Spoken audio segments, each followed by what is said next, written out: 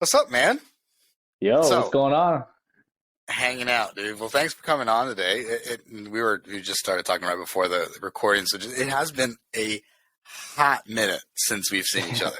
I think since like 20. At the most recent one that I remember is honestly 2014. I think Worlds, right? I don't know Yeah, if we, Worlds. right? Worlds. Either Damn. 2014 or 2015, since then. What you been up to? How's life been, man? You're still moving. You're still competing. Like, talk to me. Tell me about it. Yeah, man. So, powerlifting for me has always been like a lifestyle.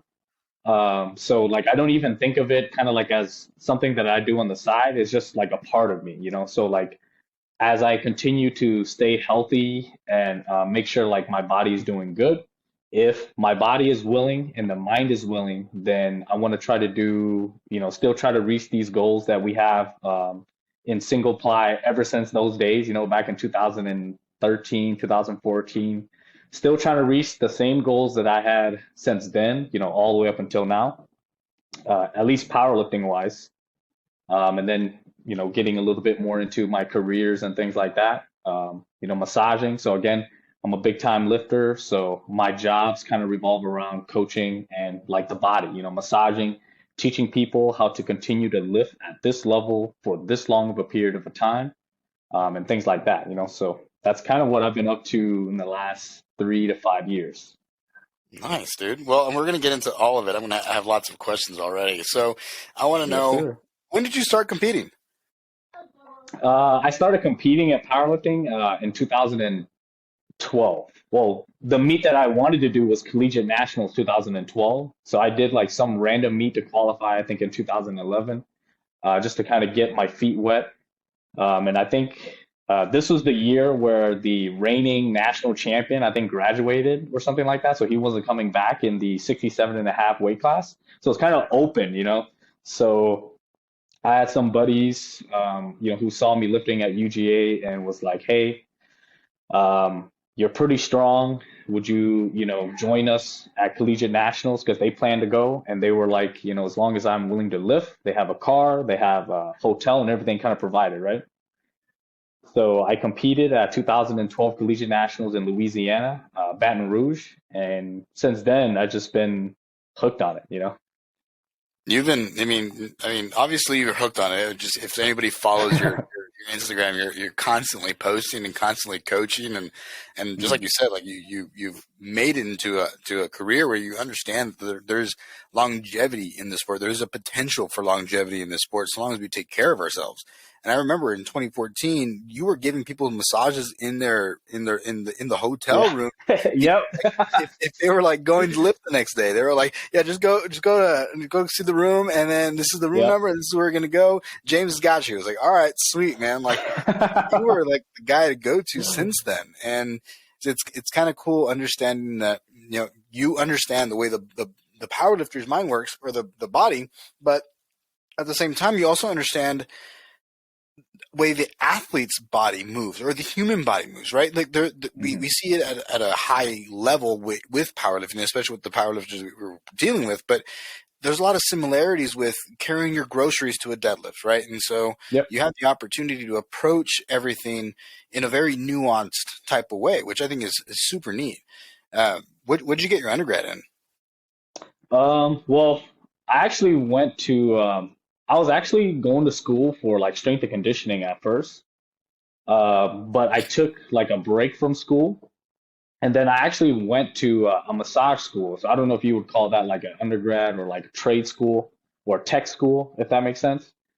But mainly because of the same thing that you're saying right now, about longevity in the sport. I always see like a lot, especially like a lot of us, a lot of power lifters that started with us like some time ago, some of those people don't even lift anymore, because of nagging injuries or pains, you know what I mean? And from the longest time, I just always wanted to continue lifting weights and just being healthy, because, Hmong people, Hmong people, which is what I am, our people, when we move to America, we're not really healthy, in terms of like the way that we think about how we eat, the terms of the things that we think are important to us, like physical health and mental health isn't truly important for us, and part of what I do is try to bring that a little bit into what I do as well, to teach people that it's like a lifestyle to maintain that. And I think just having that knowledge base kind of makes me a little bit better massage therapist, especially like if you're a power lifter, right? So it's always just been something that I had a knack for. And, I'm a person that likes to help people out as well. So these things just kind of all connect the dots for me, if that makes sense.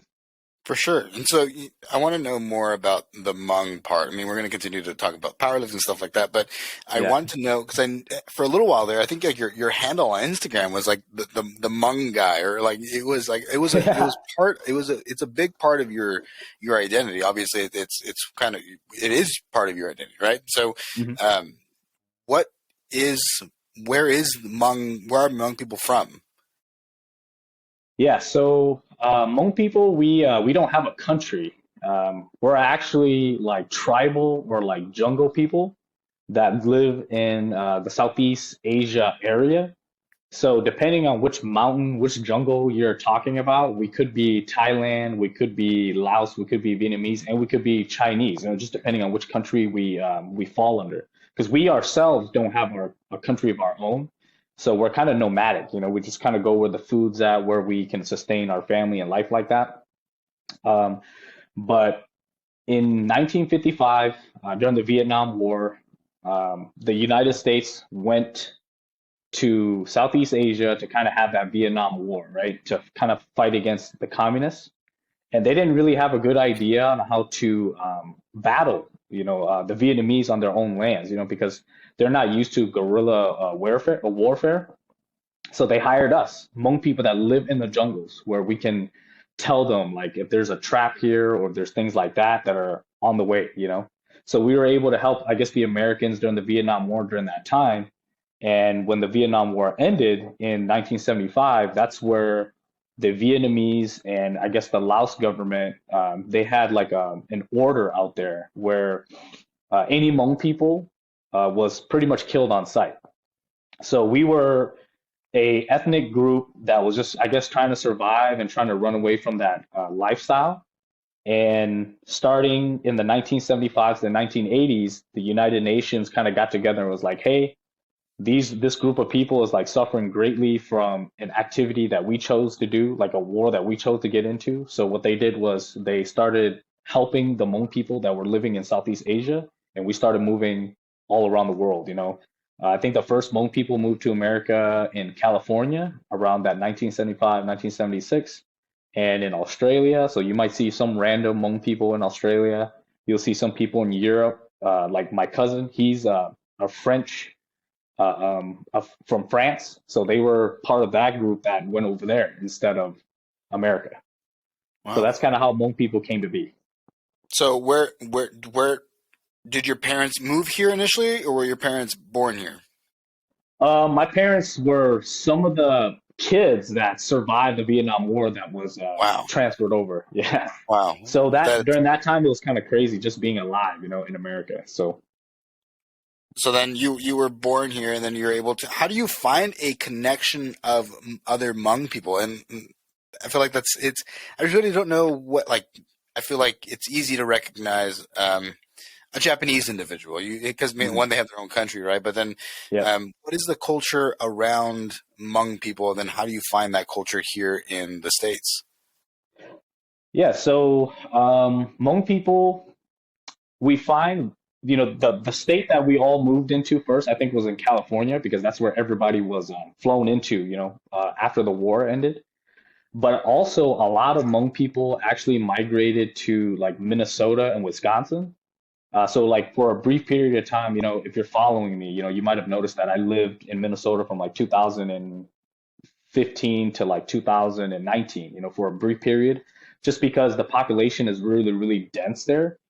Minnesota and Wisconsin, they have like a lot of good programs for, people who can't speak English, people who are immigrating into the country, and things like that. They have people who can teach you how to speak English or at least interpret for you, in Minnesota. So generally right now, Minnesota, Wisconsin is like the highest populations among people. And then, as 40 or 50 years later, kind of simulating into the American culture a little bit, we started migrating a little bit. So now you might even see Hmong people in Texas. I have some friends that live in Texas who are Hmong. Me, obviously, right now I live in Southeast USA, Georgia. And then there's also a lot of Hmong people that live in Massachusetts as well, so like we're kind of like everywhere now. But previously, highly concentrated in Minnesota, Wisconsin, and California.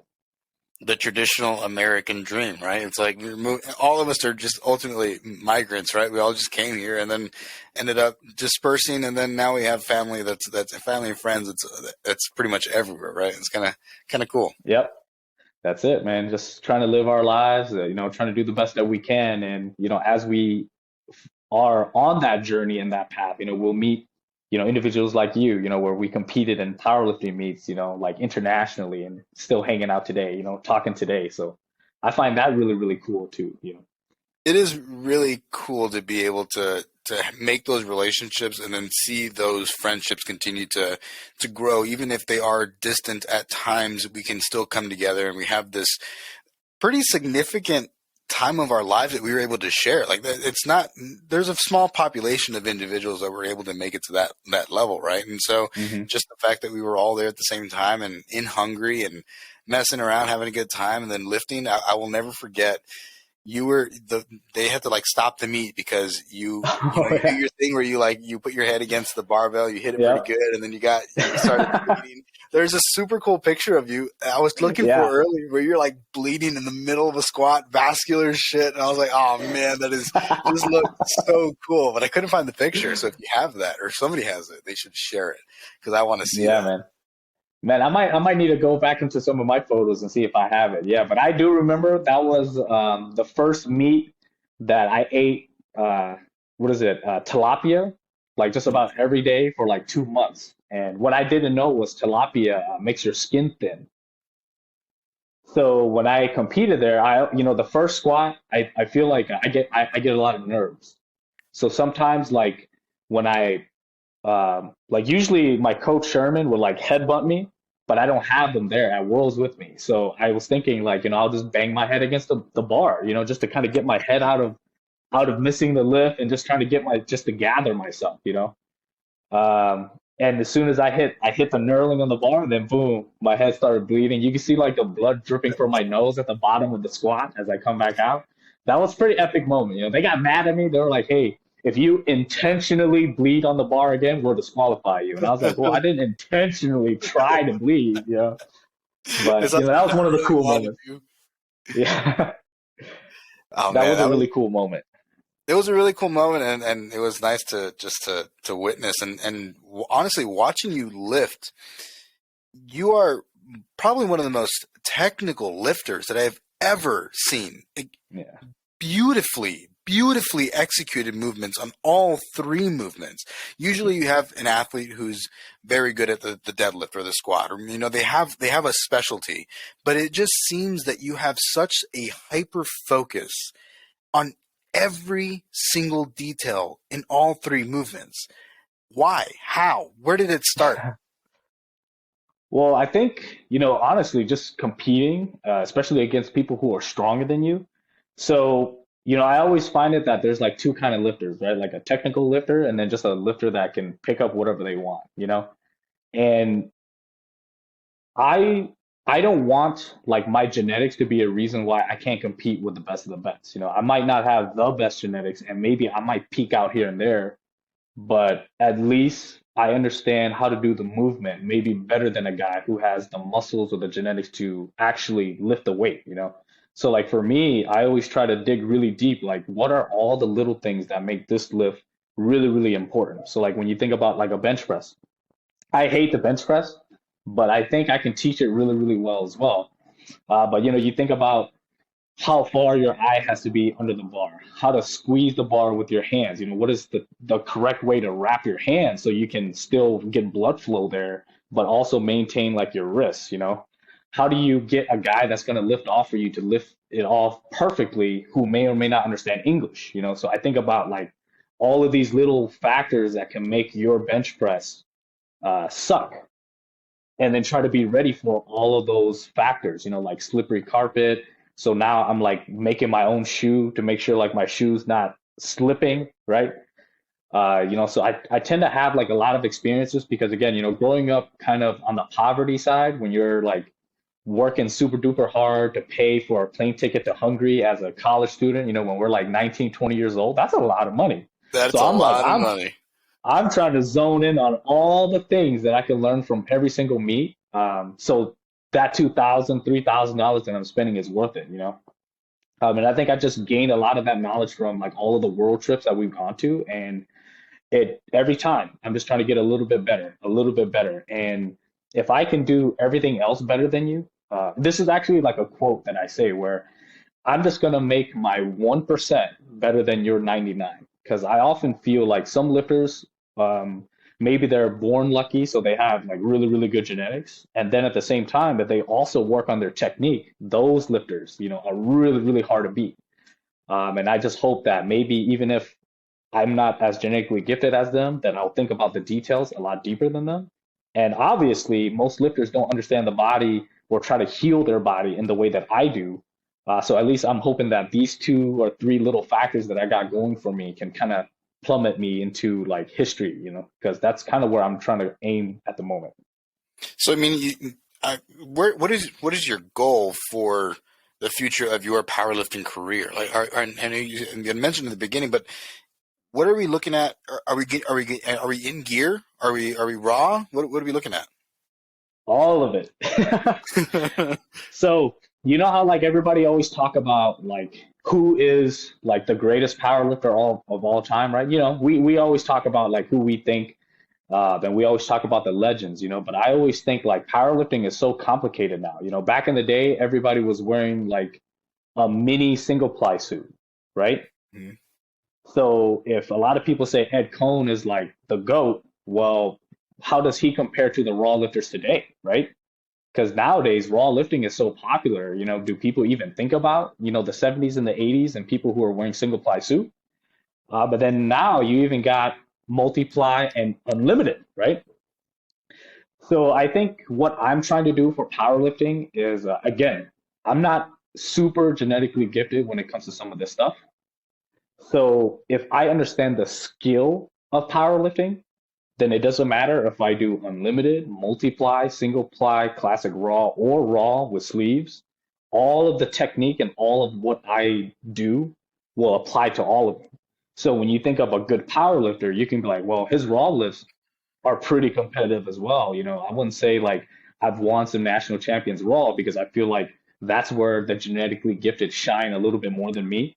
But I've always been top five, the best that I can nationally, and then even internationally, I think I could also compete fairly well. But when it comes to single ply, then you add a little bit more factors. Then you think multiply, you add even more factors to that. And if I'm good all across the board, you can't just say, oh, he's only strong because of single ply, or he's only strong because of this and that, when you're strong everywhere. So for powerlifting, that's what I'm trying to do. And this upcoming year, if I could take out Caleb Williams's single ply total, which is the highest in the USA right now. I want to try to take his out and some of the multiply stuff. Um, I think I squatted 804 in a multiply suit at 145, right? The Holy rules, obviously, shit!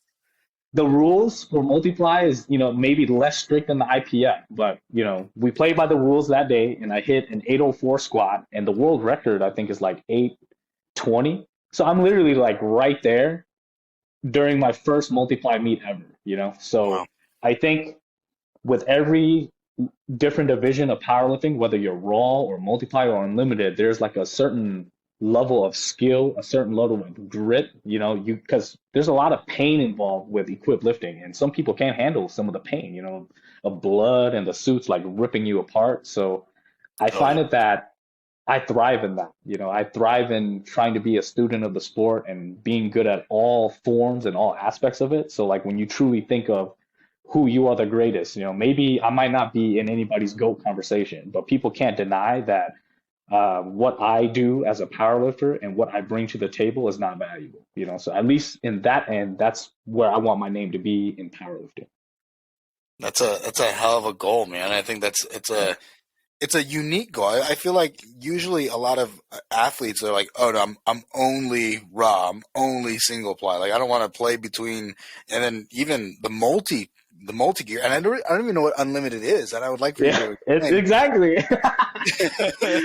It's What? something new, like in the last year or so, where you thought like multiply was the end all be all, but Yeah. then the banded shirt started coming out. So like you see a guy that weighed 198 bench press 1,100 pounds to a pause with his band shirt in the unlimited division, and you're just like, what is this, right? You're like, this guy single plies like maybe 400 or 500, and he puts on an unlimited band shirt. And he's doing 1,100. What are we doing now? Are we just building trackers for bench shirts, right? Exactly. What are we doing? What are we doing? Like what is the point? Is it? I think I like the idea between raw and then the single ply. Like those two, I feel like it's like I honestly think that single ply is much more technically hmm requires much more technical ability than the raw lifting. The raw lifting, like if you end up like your bench, if you end up like leaning a little bit too far back towards your face on the ascents, then it doesn't really like you can grind it out, right? If you do that in a shirt, that barbell is coming to your face, right? Like Yeah, exactly. this very small, fine-tuned level of lifting inside the gear world or inside the single ply world. Does it get more complicated in the multiply suit, and then even more in the unlimited? So I think this is the way that I think of like every division. I think like raw with sleeves. I think it tests your genetics more. So usually the guy with a better genetic who also works hard will usually end up winning like a raw with sleeves kind of a competition. Then when you start thinking about single ply, what is the extra factors in single ply? It's the gear and the suit and the technique and the margin of error, right? Like what you're saying. So when you think about pain, like getting a knee wrap done with the bench shirt kind of eating at you in the single ply, it adds like a smaller margin of error, a little bit of pain, and your technique has to be more on point. And then when I think of multiply, because I've done multiply, I think multiply is just the guys that are a little bit more crazy on the gear side, where because single ply, there's like a mixture between like sane and insane sometimes, right? Because we do get a little crazy when we get into our single ply. And I think when you move on to multiply, that's where you have to turn on the craziness to another level, because again, you're putting on so much more weight.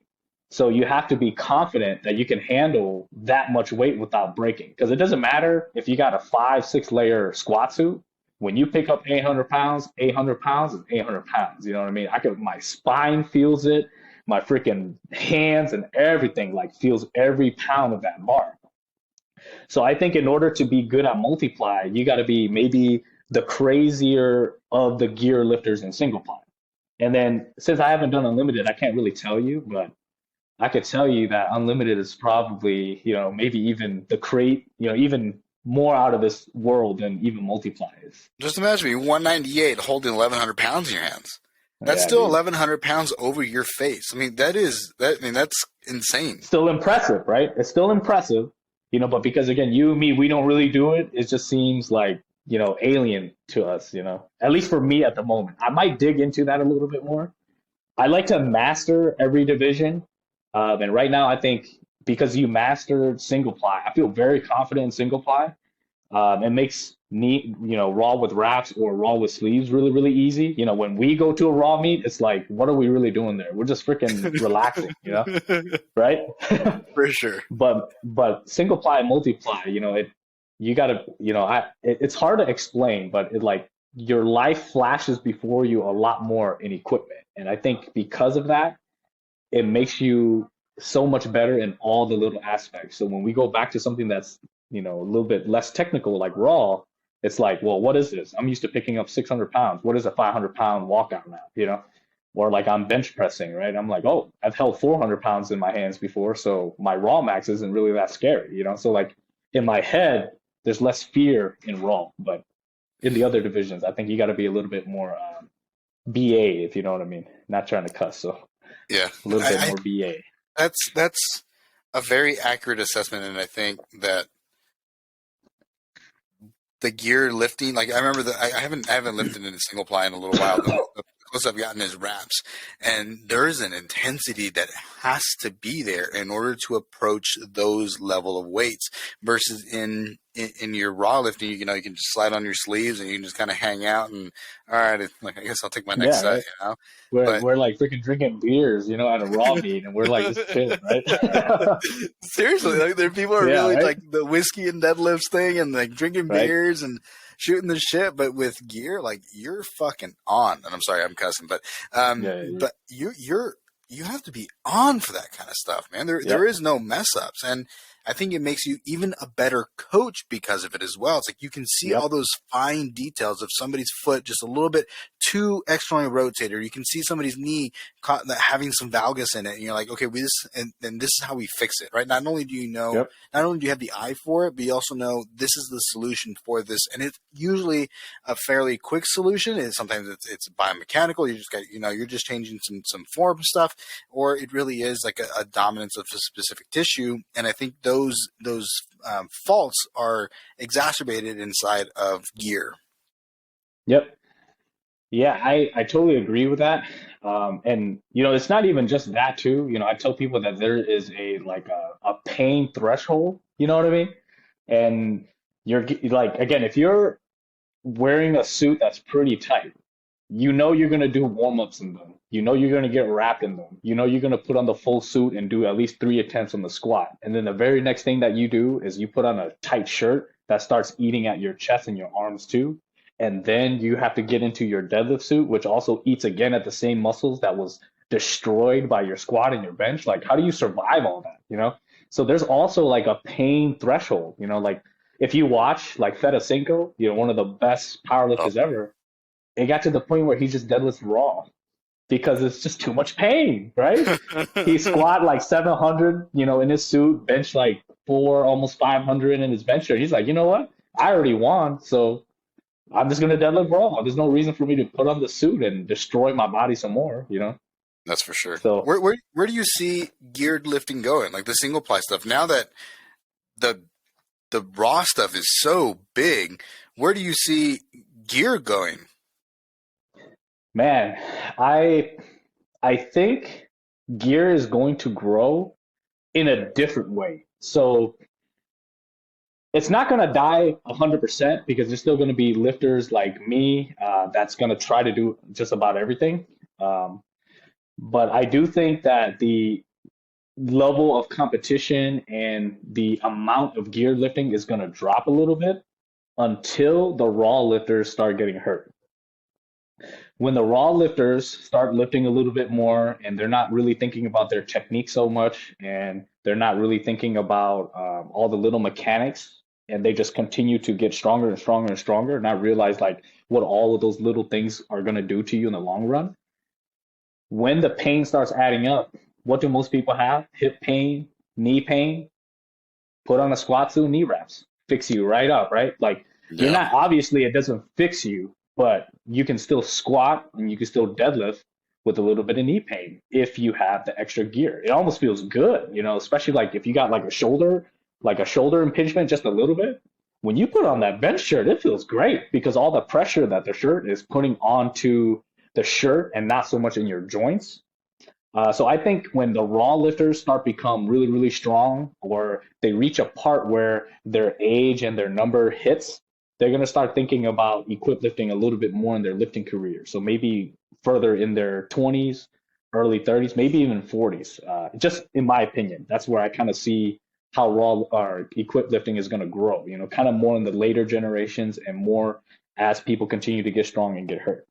But it's hard to beat raw lifting because it's easy. You can do it by yourself.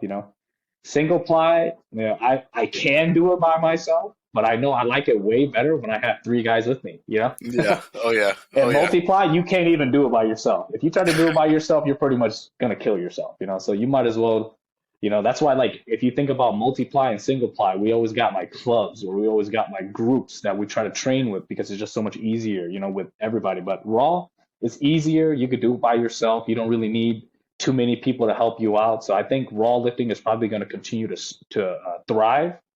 But equip lifting, we're going to go through some hoops, and it's going to take people, I guess, who continue to do single ply and multiply and unlimited, and the kind of person that they are and how they represent the sport, that's going to make it, appealing to other people. So we can only hope, that equip lifting continues to grow. I think what's pulling a lot of people to the raw lifting as well is the fact that they're winning some money now, right? Not only just not only are they winning money from meets, but they're also pulling quite a bit of a platform from social media, right? Because that's the whole thing. And if you go to a USAPL meet, they're like super flashy. And of course, you have Gino out there yelling and making it a whole thing, and it's a fun time, right? It's attractive. I don't know that I see that same level of intensity or that same level of intensity with IPF. I don't think that they would change the way that they're looking. If they're wanting to get IOC approved, then I don't, or I guess they are IOC approved, but if they're wanting to continue to grow in that space, then I don't think that we would ever see that. Do you think that that's going to be a bad thing for weightlifting or for powerlifting? What was the question again? Do you believe that, or how do you feel about the IPF's rules on the growth of powerlifting, specifically geared powerlifting? Okay, so I think single ply wise, it's hard to argue with them because they're still probably the biggest federation that houses single ply lifters. Because usually at this point, outside of the IPF and USAPL, a lot of people just either are raw or multiply. You don't have single ply lifters anymore. So I think the IPF, because of what they're doing, may or may not take away from some of the equipped lifting, because I can tell you that, some of the new bench rules that they got, it's going to be way harder for people who are equipped to apply those rules, because part of the reason why we even bench like that in the first place is because of the bench shirt, right? Yeah. So now you're going to limit that. What does that do to the equipped lifters? So I guess that is something that we're going to see in the future, and see how some of these new rules affect the overall worldwide single ply lifters. But I hope it doesn't die. But right now it just kind of seems like they're catering more and more to the raw lifters. So I do think raw lifting is probably going to take over for a while. And I just hope that, because the IPF has been such a big, promoter and supporter of single ply lifting, that if it does get IOC recognized or anything like that, that they continue with tradition. But for all we know, it might even just swap over to raw, So that is my hope. I hope they continue to support single ply, because that's what I love. That's how I got started. Single ply is the midway between multiply and raw. So, it kind of just let me swap between the two and just think of powerlifting in the way that I do. So I really just hope that people can continue to push on that good spirit, and IPF is where it's at the moment. And until it's not, then, whatever they think is best, I'll probably just go with their decisions, I guess time will tell, right? Yeah, time will tell. What is your relationship with injuries in the last decade of lifting at this point? Okay, so I've never really had any major injury. I've had a couple of injuries that set me back just a little bit, but it was never to the point where I couldn't lift for an excessive amount of time. I think something that I've learned through equipped lifting, especially if you're squatting, is you got to be able to not miss. Because if you are training at a gym where there's people who've never seen you lift before, and you're putting on this massive amount of weight, a lot of people are going to get freaked out by that. And I often found that a lot of the injuries that have occurred over the years were from me squatting and lifting to the level that I lift, but certain people not thinking that you can do it. So then they'll grab the bar early, or they'll do something like that. And I mean, I'm picking up 4 times body weight. If you just blow under the bar, I'm going to tip towards the other side, So imagine a guy just grabbing it and doing this, with 600 plus pounds on my back. Holy shit. I've occurred some injuries because of those situations. And most people don't know this, And I think, in the later years of powerlifting, a lot of people started seeing some of the things that I do, but I'm also like a break dancer. Hmm. So for as long as I've been breakdancing, I've also been powerlifting. And in 2016, me and some of my friends was breaking in a bar, and there was this guy that had two beers in his hand, and he was so excited that we were gonna breakdance, right? And he kept doing this, and then the beer kept sliding off of his cup into the dance floor a little bit, and then my thumb Ooh. slipped on some of the alcohol. So if you look, I actually have a broken right thumb. I don't know if you see that joint right there. Yeah, I sure do. See how it's sticking out, and then this one's just like completely straight. Oh no. Yeah. So ever since 2016, like I think I deadlifted 600 pounds in 2015 during Czech Republic when I was there. And the following year, right after that, I freaking broke my thumb, and then my deadlift has been stuck at that range for the last 7 or 8 years. So now that I'm, doing a little bit more USPA stuff, they're using, it kind of helps with my thumb a little bit because my hands are smaller and the deadlift bar is a little bit thinner. So that actually ends up making it a little bit easier with my broken thumb. Nice. You hook grip. So those are, yep, I hook grip now because of this. Because again, 7 years in the making, I haven't gotten more than 600 pounds, so I had to Damn. change something. So Yeah. And that get has rid of switched. the thumb. Yeah, right. Has switching the grip helped? I would say currently, right now, it has. But I mean, dude, hook grip has been like a 3 year process. It's kind of like on and off, just really, really working on my hook grip until it becomes better than my mixed grip. So the 29 millimeter bar was kind of like a struggle for a little bit. But now that I'm just using a 27, for a lot of my lifts, it's a little bit easier on my thumbs. And I think going forward, it kind of just lets me know as a coach as well that, littler people are going to have trouble hook gripping on a thicker bar. So it's That's kind of a that's interesting. that's a pretty good track record. Like Yeah. for as much as you're lifting, that's a really good track record. Yeah. Yeah. I mean, shoot, imagine just pulling 600 pounds consistently for the last 7 years with a broken thumb, and I haven't made any gains until maybe this year. So I'm hoping for more than 606 at a meet now, because again, I think I got my thumb technique and hook grip technique kind of down, and everything's kind of coming together. So maybe this year, along with me just balancing my life a little bit more, maybe this might be a year where I hit some of the goals that I've been chasing after for 10 years. And if I don't, it doesn't matter, as long as I'm having fun with it, I think that's what's most important. How do you feel the hook grip has affected you outside of just the grip itself, like hook grip versus switch grip? So honestly, I think when we first started powerlifting, everybody was doing mixed grip, and hook grip wasn't Oh really yeah. like a big thing, right? But I wish I would have started it like 10, 15 years ago, because when you think about a deadlift and you're mixed gripping, right? The moment you turn your hand this way, you're using different muscles. So like your lat, like when I hook grip like this, both of my lats are flared out. But the moment I turn my hand this way, this crunches my left lat. So now my right lat is getting spread and my left lat is getting crunched or contracted, right? And you're always lift now my back is like this, right? My right lat is always wider, but my left lat is always stronger, which is kind of weird. But I think I developed that little imbalance from mixed grip all of this time, and I even developed like a little bit of an issue with my teres minor, major, and lat on the left side too, where it's not anything major that has stopped, but every time I deadlift, if it's a little off, I'll feel that pull or I'll feel my chest pull. So I have to be really careful with my technique, all because of those little factors. But now that I'm hook gripping, both of my lats are getting the same amount of work done. It balances out the imbalances a little bit, and even just allowing me to isolateral my left side a little bit and let it kind of spread out a little bit more. So I'm doing like more lat pulls on my left lat just to kind Nice. of even out the 10 years of mixed grip. But Uh, that's pretty much the only difference that I've noticed.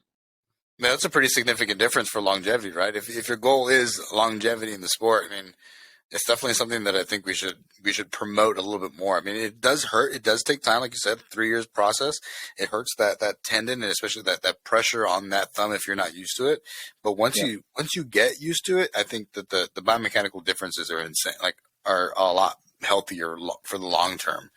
I am interested in how you write training. Who do you write Uh, your own training? Does somebody else or do you write your own? yeah, I write my own, and then I have like I have my actual coaches, who's been with me like all of this time. Like usually, what I just have them do is review what I write. I think I'm a pretty decent coach, but I know there's a limit to what I can do for myself because there's always going to be a little bit of bias in it. So like I like for like Sherman Lefford and Josh Rohr and a couple of my other friends to just kind of like take a look at some of the things that I write and see if they think it makes sense for where I'm at in my journey. But for the most part, I write my programs a lot myself because if anything bad happens, I don't want to blame anybody. You know what I mean? I know like a lot of the times as coaches, when our lifters don't get where they need to be, we feel really, really bad for them Yeah. because maybe we feel like there was something that we could have done better. And as a person myself, because I'm so hard on myself, and to the level that I lift at, when I would almost argue that the higher level of an athlete you coach, the more stress you have as a coach, because again, you have to be so aware of so many different factors, to make this guy the best of the best, right? So I know like there's a lot of pressure into coaching a lifter at my level. So I think I just take away a lot of that pressure by just writing it myself and then having the coaches and people that I trust review what I write. And if I like what I'm doing, if my lifts are getting better, if my technique is getting better and I'm not getting hurt, then that is the route that I want to continue to go, even if I know I could be stronger in a different way. Obviously, I can muscle up the weight a little bit as well. But how many more of those max out, I'm going to muscle up the weight and really, really pull what I can truly pull with bad technique do I have until I'm just done? Yeah. So I want to always try to maintain good technique as I'm getting stronger as well, even though I had the potential to do way more than, I'm doing now. But it's always good to be smart and think of the long term. I was going to ask what does your exercise selection look like? And you kind of answered that question, but what are how do you choose your accessories around your specific movements? So I think when you start putting around like 85 to 95% of like your max on a bar or like an RPE 8.5 and above, like on the bar, I think most people can kind of tell like as they lift where their weaknesses lie. And when I think about the exercises that I want to pick, because the stronger you are, the more weights you're going to put on the bar. The weaker you are, the faster you're going to get to your top sets. So usually for me, I tend to have like newbies do a lot more sets.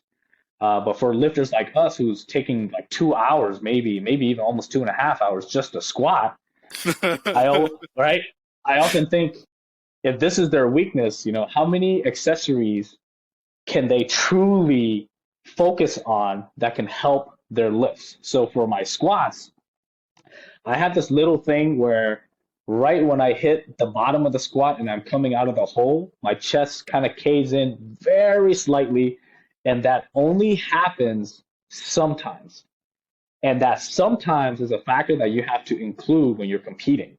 So even though I can hold up 650 squatted perfect, 3 attempts out of one, I'll mess up 2 times. And then one of them, I'll just smoke it. You know what I mean? Yeah. So then I will think, all right, if my squat is weak at that point, what kind of accessories can I do? That means my back is weak. Now I need to do more shrugs. I need to build a bigger platform. So like when I am coming up during that sticking point, it's not my muscles that's lacking, right? So automatically, if my chest is caving down, I think I need to build more core. So I need to do more ab work that mimics what I'm doing with the squat, or I'm building the muscles that make that motion stronger. So if you're caving down, if your back is just stronger, if your core is just stronger, maybe you would have been more upright and you would smoke 650 two, maybe 3 out of 3 versus just 1 out of 3. Yeah. So I take a lot of that into consideration on like how my body just shifts a little bit. Anybody can do 135 or their first warm up perfect, but the goal is to make their max look like that warm up, right? So anytime your technique deviates from that, all of the accessories go towards that one weakness. So I try to do a lot of shrugs. I do a lot of face pulls because usually my upper back is really weak. I think that's a genetic weakness of mine. My lats, my rear delts, and things like that. I might have big traps, but that's the only thing I got going for me. So if I'm missing everything else, with the back, I have to hammer that because that's what's going to cause me from not hitting the bigger weights with the squats. My deadlift is kind of the same. I tend to like fall forward just a little bit, and I think a lot of that is because of my rear delts. My those little muscles are just so small and weak now that when I'm trying to reach that next level, I don't have that support. So now I'm doing a lot of face pulls and shoulder work just about every day, like the way that I do my abs, in order to battle those weaknesses. So with anything, if you have a weakness in one lift, in my opinion, it's going to be a weakness that are going to show on all three lifts. So if you got a weak back, it's also going to show during your bench press. Because if you don't have a stronger or bigger back, what are you really pushing away from? You're pushing nothing with nothing. So same thing with your abs, right? If your abs are weak and you're folding over during your third attempt squat, maybe when you get to your third attempt bench and third attempt deadlifts, you'll fold as well because your abs just can't hang on to the weights, right? So I often think a lot about my accessories and the way that I fail.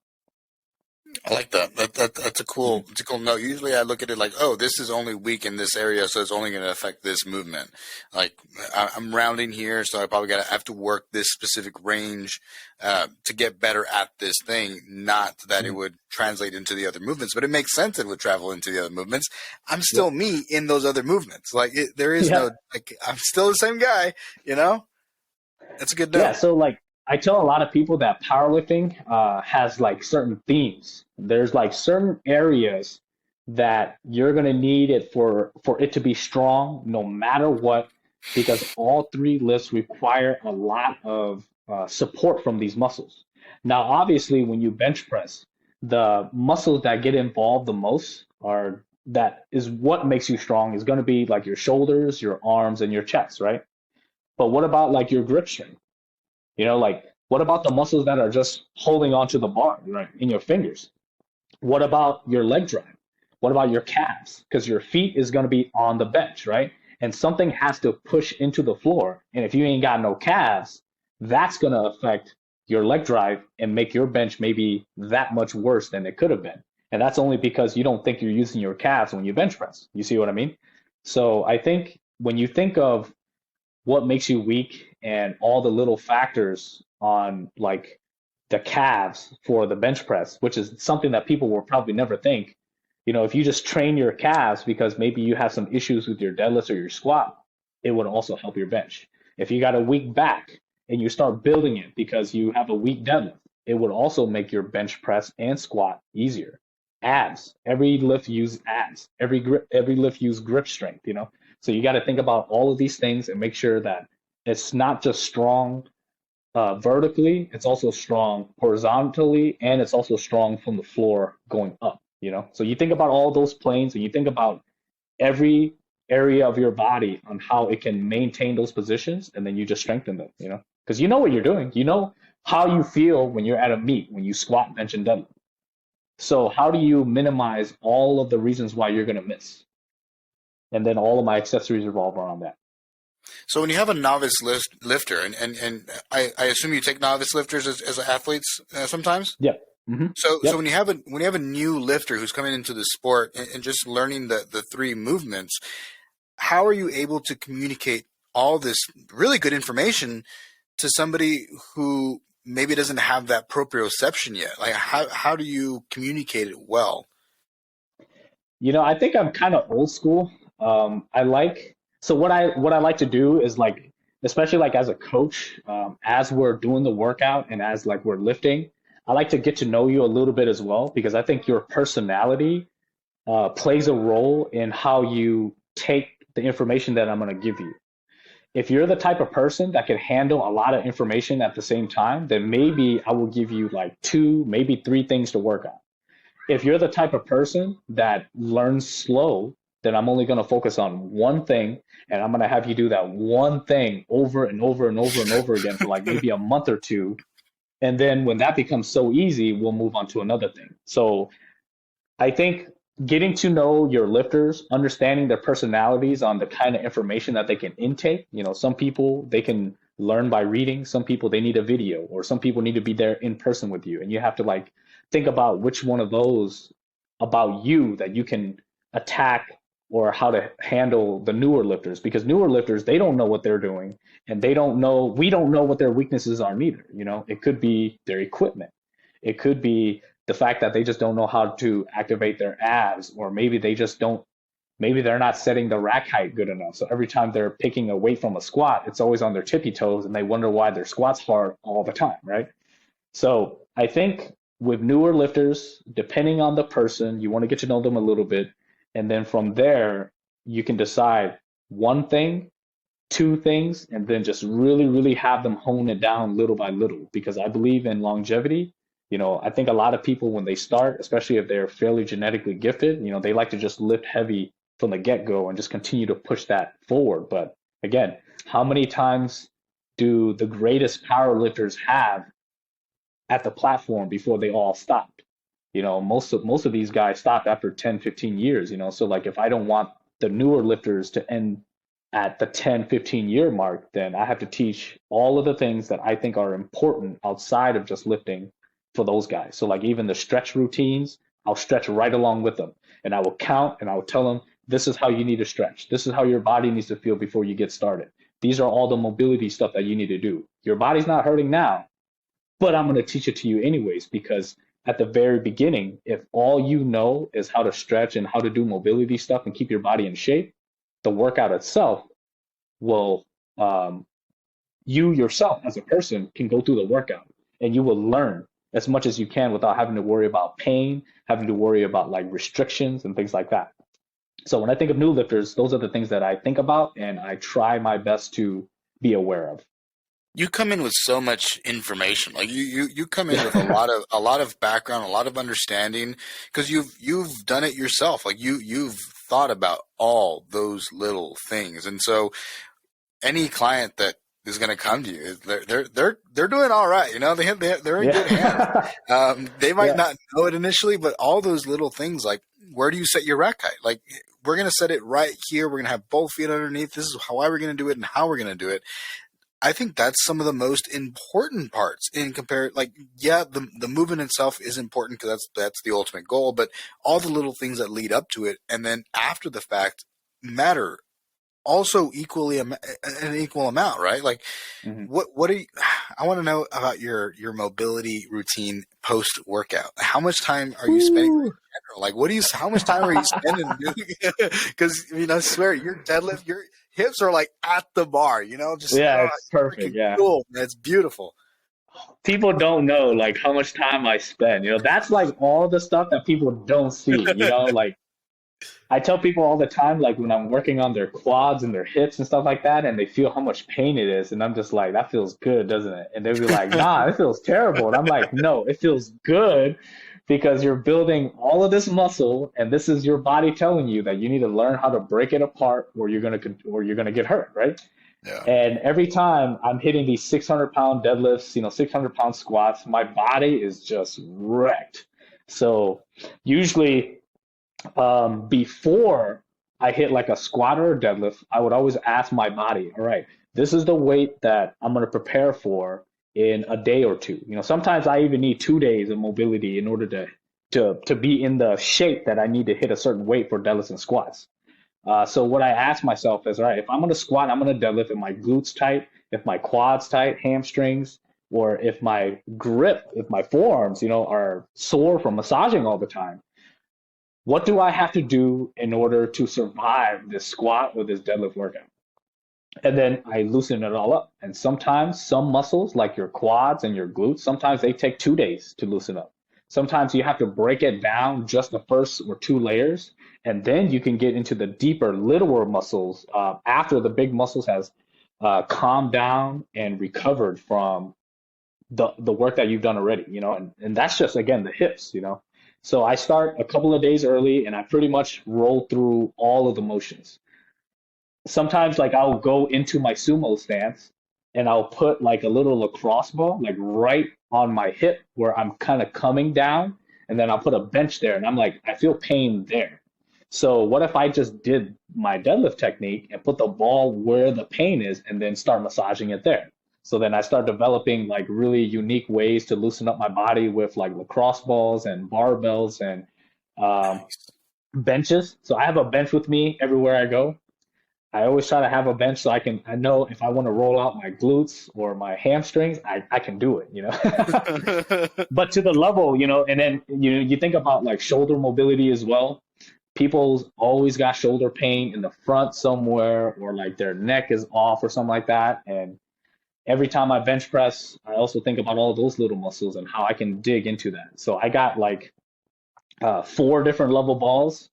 I got the regular, you know, I got the softball, the lacrosse ball, then I got like a lacrosse ball that's a little smaller, and then I have even two smaller ones to dig into like the fingers, because now we're Ooh, getting super technical, right?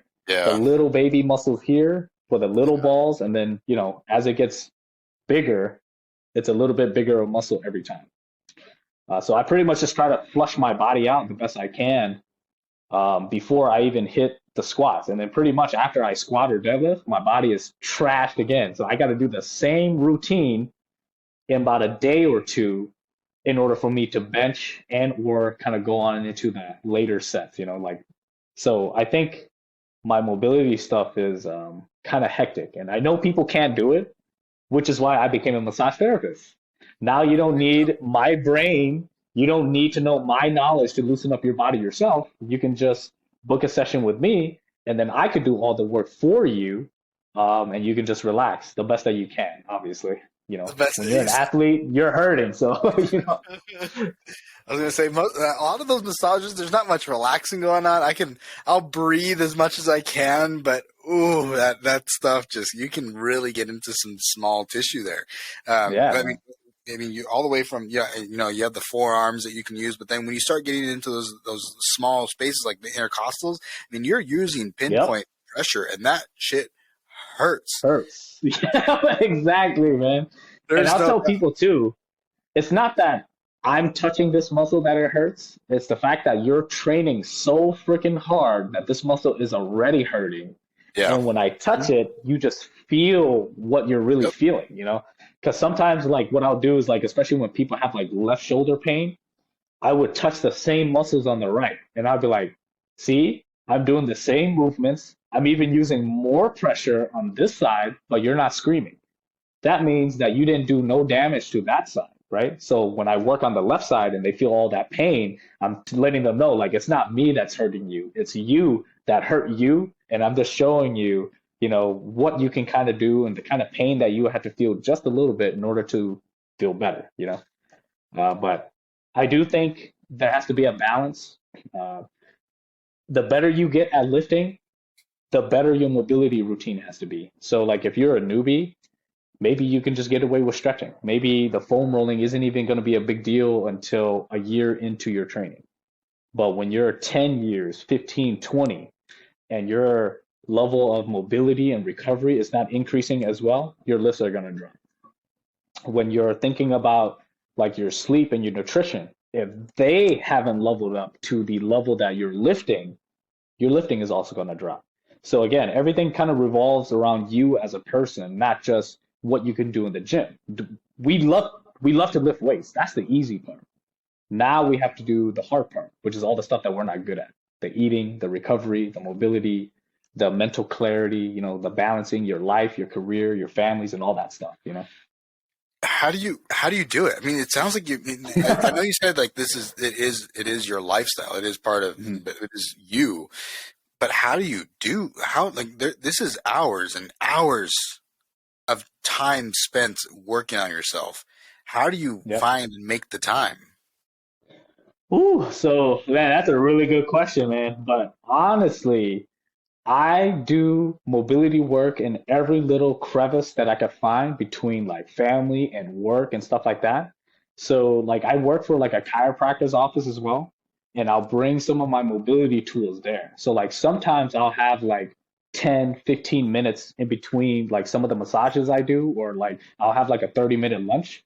And during that little bit of time, I'll be like, all right, I know I have to loosen up both of my shoulders in order to bench press tomorrow. And I know I'm also massaging about 6 or 7 people, so I need to get my arms all the way down as well. How do I get a jump start on that? So later on, when when I'm busy doing other stuff, that I'm at least good enough. So then I'll work on my shoulders a little bit for that 15 minutes that I have that break. I'll add a little bit into my lunch break as well, or something like that, and just slowly tackle every little bit of my shoulder, arm, and how my grip is feeling, because I know I can hook grip, really nice when I can bend my thumb around like that. You have one hell of a Sometimes when hook I, grip, dude. yeah, sometimes when I massage people and I can only get to here, I know it's not going to be a good deadlift session because my palm is too thick, my forearm muscles are too tight, and I can't get into my deadlift technique. So all the little crevices of my life with work and everything, I try to work a little bit here and there. And then when I'm with my baby at night, what I'll do is I'll either have her sit right next to me.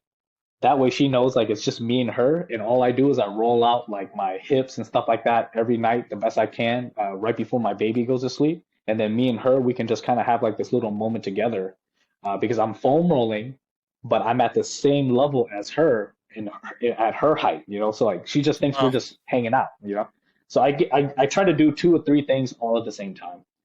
And sometimes that could be kind of hectic, but here's the thing. If I know I don't have the amount of time to loosen up my body, then that is a week that I know I have to deload. But that is a week that I know that I cannot squat over 600 if my hip is feeling like this. And if I do, something is going to break. Or if I yeah. massage 20 people this week and I know I didn't get the amount of time to work on my forearms and give it the time to recover as much as I can, then again, that is also like a deload week. Or maybe I'm using straps.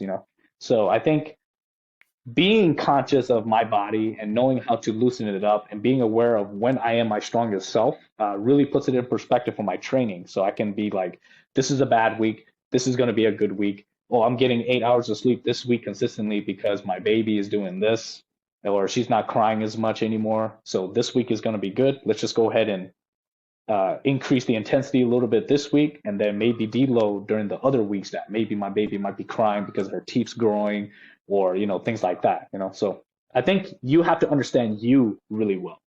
The better you understand Ben, the better you're going to be like, all right, if I know that this is a priority in my life and this is what I have to do every single day to make my family, my career, and my life good, then within those crevices, how can I also continue to make my hobbies at a high level? Because I want to be this good at powerlifting. So if you can't take away from the work, so you have to do it.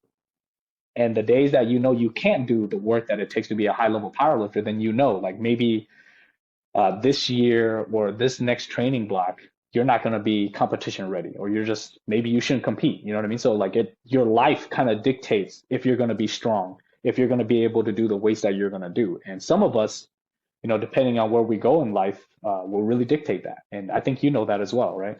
So lifting has taken like a back seat, but I still try to do it the best I can because I still want to be good at it because of all the people that I've met, how much fun I've had with powerlifting. Now, again, it's just a part of me now. So I really appreciate that. I resonate with that last bit quite a bit. I mean,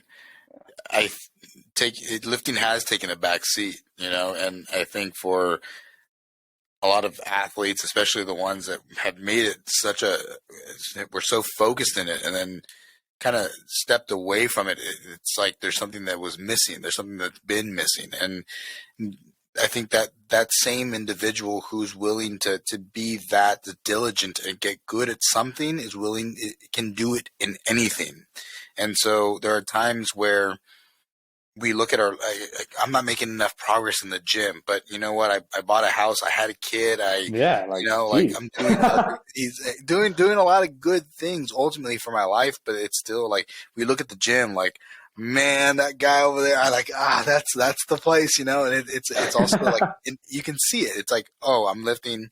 I used to squat 750 and now I'm squatting 5, right? And like, well, I'm not in gear, or I'm not, like, Yeah.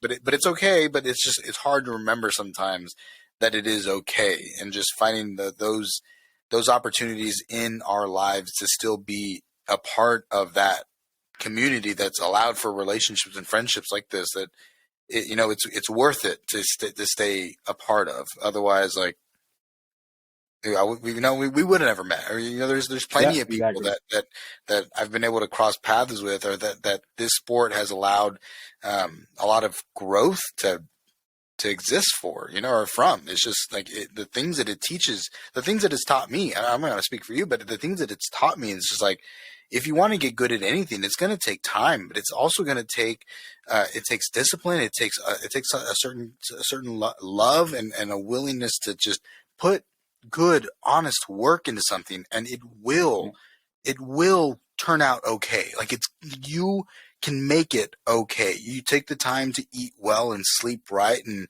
lift the way you're supposed to, and be diligent with having good technique, and you're going to see people that maybe are lifting more than you now, but they're only going to be in it for 4 years because they're lifting heavy and they can't keep up, right? And so it's just like, it's okay. Like, you make your gains real fast. I got time. I'm patient, right? And I'm going to do these things. I'm going to do them right. And I think that person, that it pours over into other areas of their life, and they're able to see a lot of success, but it's not as, I don't know. I feel like for me, it's like the business world, it's hard to see that same level of success or appreciation. You're not getting an award for anything, right? But if I was diligent in my training this year and I made it to Worlds and I won a gold medal, it's right there. Like, I did the work, it's there. Versus, I think even in relationships, sometimes it's like, I'm putting in work, but I don't really I don't see it immediately. It's such delayed gratification that I think needs to. It's not as, in my opinion, not as definitive as the gym. Yeah, I think we learn a lot of lessons from just lifting weights. We meet a lot of cool people. We do a lot of cool things. And I think when we take a step away from the platform, because there are other aspects of our lives that need the power lifter in us, but in that direction now, because again, you're still a power lifter. All the discipline, all the hard work, all the honest work that you truly put into the barbell, you have the process now. So you can apply that to anything. You can apply that discipline to your work. You can apply that same discipline to your relationships. I mean, I know this is kind of funny, but I tell people all the time, like, so what are you really like, especially people in relationships, like, you're really good at working out. You're really good at technique, right? So let's apply that to your relationship. So this is your girlfriend or this is your boyfriend, and this is what they expect of you, right? Or these are some of the things that they want. So maybe do sets of those. Okay, maybe you're not really a good cook, but you do 3 days of cooking and 4 days of going out to eat, right? You're still working on yourself. You're building that little bit of you that you don't like, that you can't do, but it builds your relationship. And when you can apply the same intentions, the same drive into your relationship, like the way that we used to do for the barbell, you begin to realize that your biggest enemy was just yourself. I don't have to squat 750 pounds now to be happy with me. I can be happy with 500 pounds, knowing that if I ever put the intentions back in to powerlifting, like the way that I'm doing with my family, with the way that I'm doing my career, I can always be back there on the IPF stage. And the fact that you can accept this and take a step back shows a lot of growth in you as a person. We always talk about growth as a powerlifter, but forget about that. Let's talk about your growth as a person, because if you grow as a person, the weight on the bar is going to increase. But if you increase the weight on the bar, it doesn't necessarily mean that you're a better person, So I always try to always include, the way that the wisdom and the things that you learn through the gym, apply to other aspects of your life, because that's what a true power lifter is. A true power lifter overcomes their weaknesses and they get stronger. And if you're getting stronger in the gym, but your relationships suck, or if your financials suck, you're not really a better powerlifter, right? Because those are weaknesses of yours that you have not overcome. And I think powerlifting teaches us these things. And you and me, we can never ever forget it. Even if you were to quit lifting right now, the same lessons that you know right now will continue to live with you for the rest of your life. You know, even if you wanted to stop, powerlifting doesn't stop for you because it's still in here. You still think back. You still know everything that you do now. You know, 50 years from now, if you wanted to come back, that easy. It's all in here. It's all in your arms. It's all in your legs. All that pain that you and me both felt trying to reach these levels, your body never ever forgets it, you know? So it makes me want to like love you and love the sport, and give people hugs and like dude, it's good stuff, right? It fills you up, man. It really does. And it's nice to talk to someone who you can relate with who's done it, who's lived it, who knows what it feels like to have their legs ripped apart by a squat suit. Right? You take off the squat suit and you're like, oh man, like I'm missing lots of skin and hair right there. Yeah, right.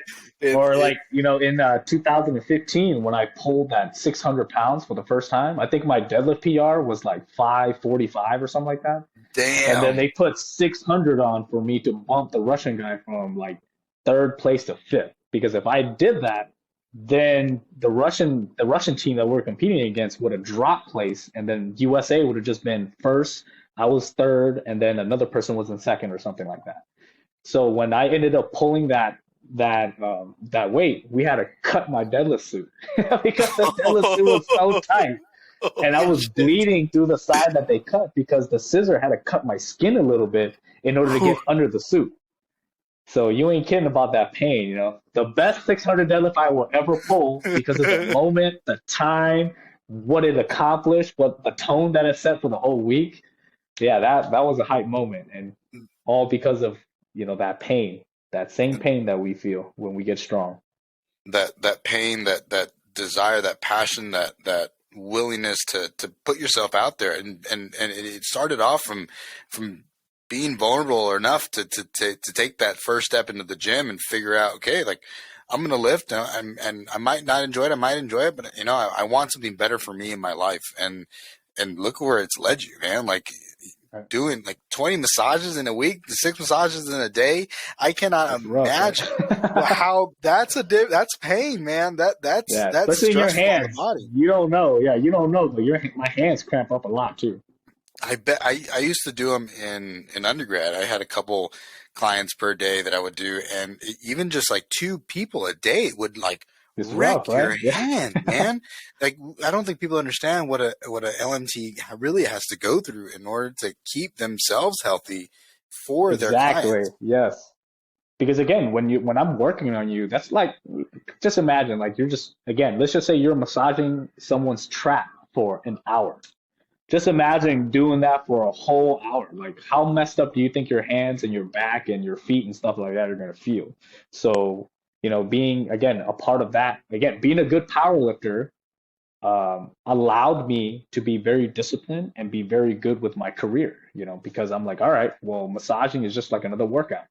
It's a workout of my fingers now. So how can I continue to power lift knowing that every week my hands are going to get wrecked?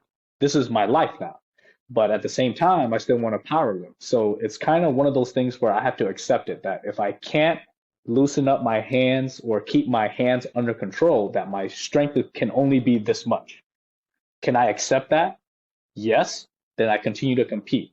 If I say that it's too much and it hurts my ego, then maybe I just need to not compete this year and focus on getting to the point where I can take care of my hands and lift the weights that I want to lift and be happy in both directions, you know.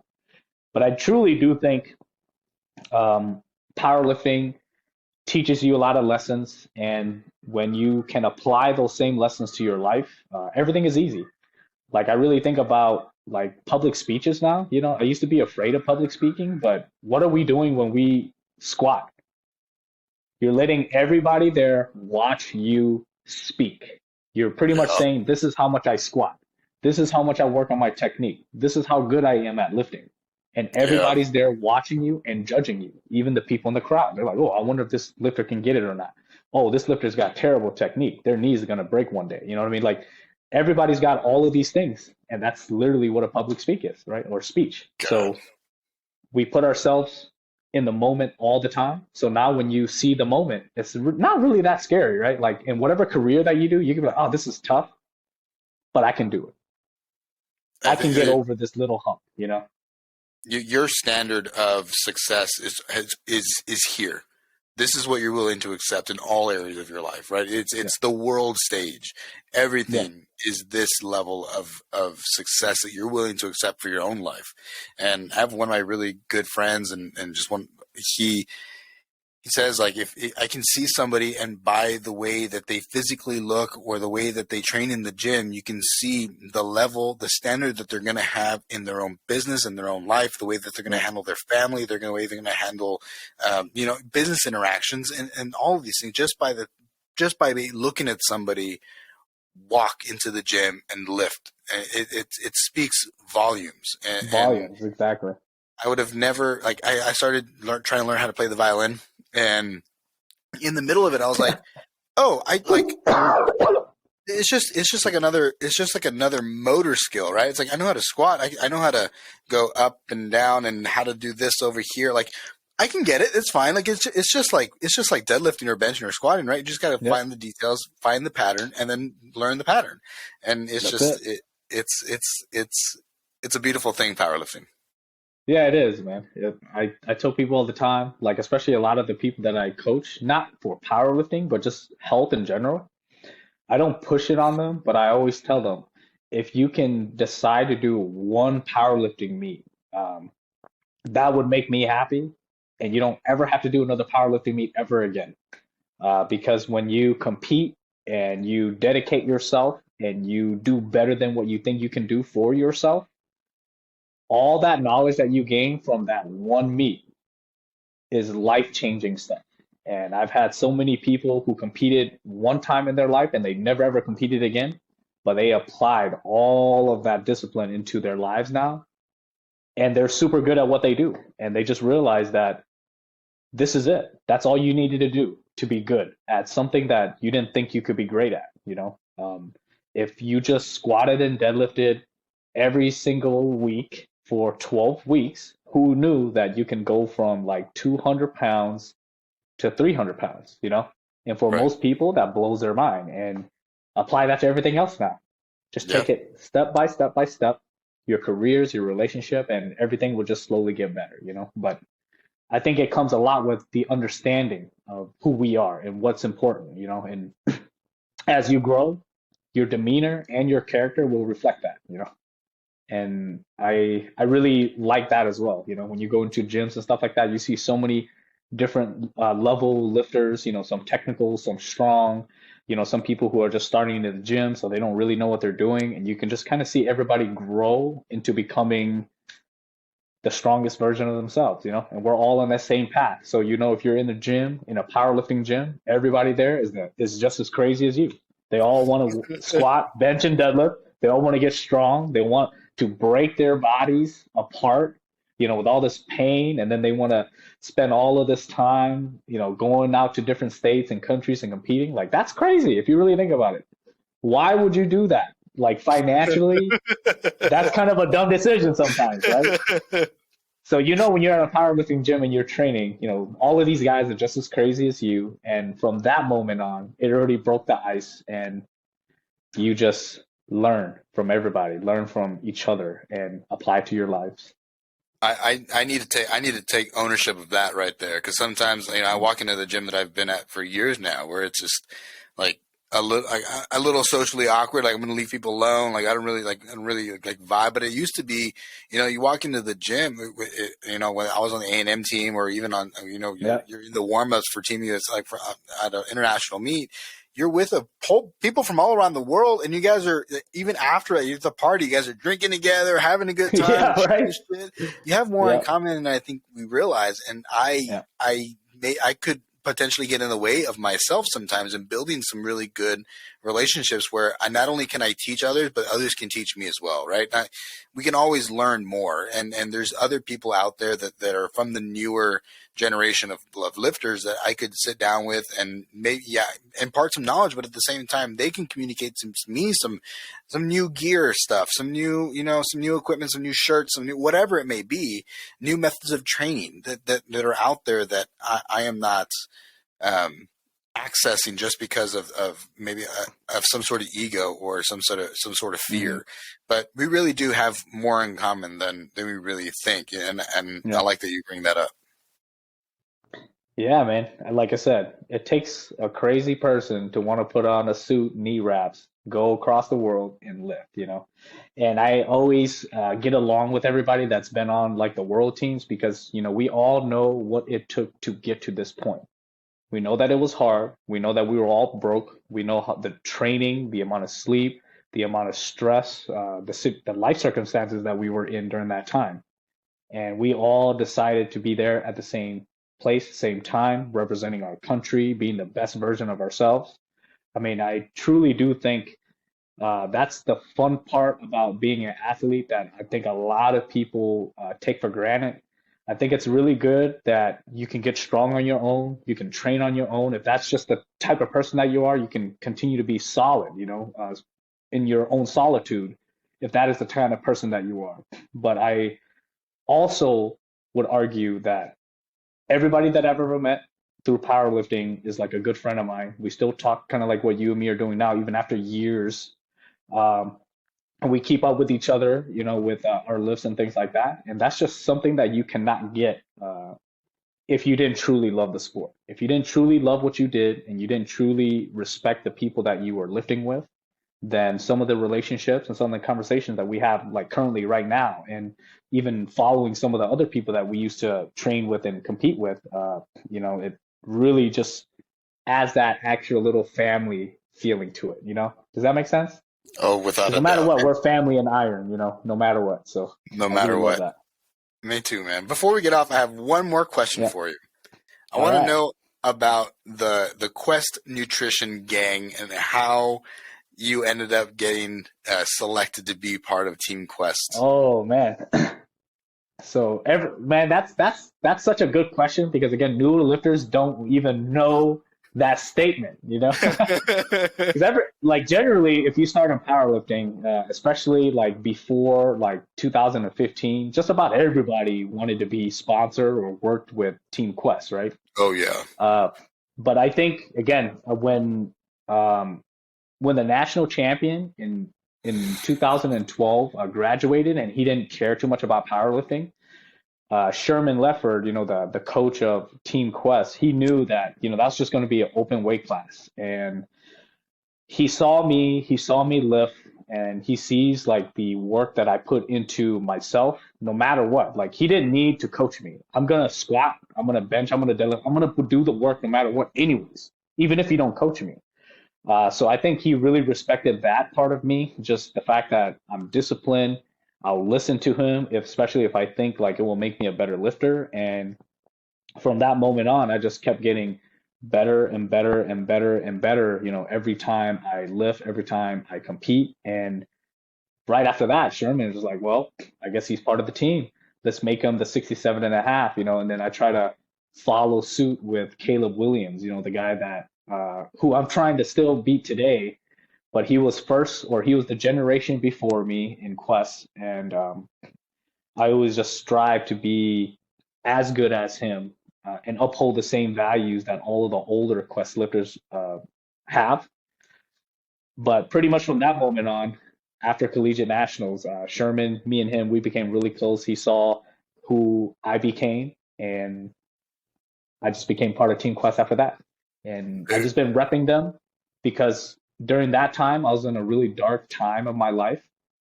So for somebody who I didn't know to reach out their hand and teach me these things that I would have never learned, you know, I would always appreciate that for the rest of my life because I wouldn't be who I am without Team Quest.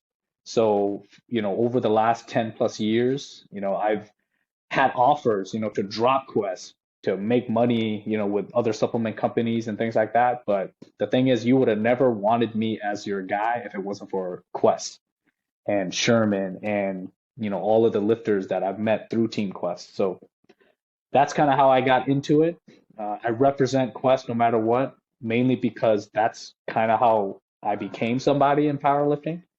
And then now I just promote the old school teachings the best way that I can. Because old school teaching is a little hardcore for the newer generation. So I try to make those style of training, still showcase it, but through my numbers on the platform. Because if you know that I'm strong and you know that I do a lot of old school style lifting, like, fives and sevens and things like that, that most people don't do nowadays. Everybody's just hitting heavy singles every week now. You Every see what I week. mean? Yes, That's like the dude. new training style. Like, hey, let's just Oh, have a powerlifting meet once a week, right? Let's squat, bench, and yep. deadlift. Let's destroy our body for 3 hours. But I keep it old school, and the longevity is there. So there must be something about this old school training. And if you see me lift and you respect me, then I think a lot of people would learn that, oh, he's a part of Team Quest. He learned a lot of these foundational stuff from Sherman Leffer, and this is what keeps him strong. And I hope that people can just follow suit from the example, the longevity, and the kind of person that I am. I hope to have Sherman on one day. Hopefully that'd be kind of cool. Yeah, Um, that would be cool. but dude, if you can connect me, I'd love that. I mean, All I'd right. appreciate it. Yeah, yeah. I I'll talk think to him. sweet. The like for those that don't know Quest, like that green shirt, you see someone walk around a meet with that shirt or stand on that platform, like it stood for something so big. Like Yeah. you had the best of the best that were on Team Quest, and just like being able to see, like you would I look at Tony, right? Tony Cardella. It's like Team Yeah. Quest. You see Scott Dobbins, Team Quest. James, Yeah. Team Quest. Like the best of the best that All were out right. there.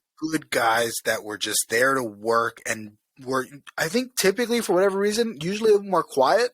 Guys that were a little bit more like to themselves, but like just the discipline that was associated with that group of guys, better than any other group that I had ever seen. And I like, it was always an aspiration to be Team Quest, and it's just Yeah. it's super cool that you had that experience with them, and it's we always have those people in our lives or those coaches that are there for us at that time when they didn't. I don't know if they really know that they Yep. were there at that time, but they have such a lasting impact for the rest of our lives. It's like I will never forget Dr. Lightfoot, who like was that guy for me in the research space, and it was just like people that were consistently there, and oddly like fathers or like just mentors and people that you could create a family with. And I think that that's another part about powerlifting that is quite a beautiful thing as well. You create this you said it already, family. Yeah. That's it. Well, You thanks, stick with man. family. Yep. You stick Yeah, with no family. problem, man. Appreciate you Uh, for having me. of course, man. And so if I was a new client, where can if I was interested, I don't know if you're taking new athletes, but if Yeah. I was a new athlete, where would I be able to find you? Nice. So if you're looking for coaching services, currently right now, I am one of the coaching staff for Team Roar. So you can just look us up on Instagram, Team Roar, Good if stuff, you man. want some powerlifting coaching. And then if you want a massage, you can just message me. If you're ever in the Atlanta area, Duluth, Gwinnett County kind of area for Georgia, and you need a guy that lifts weights, that understands the body, hit me up. Hmong Powerlifter, HMONG Powerlifter, in Instagram, and just hit me up anytime you need. All right. Sweet. I'm going to end the recording. I'm going to talk to you after real quick. All right. Sounds good, man. Thanks, man. Appreciate it. Yeah, no problem.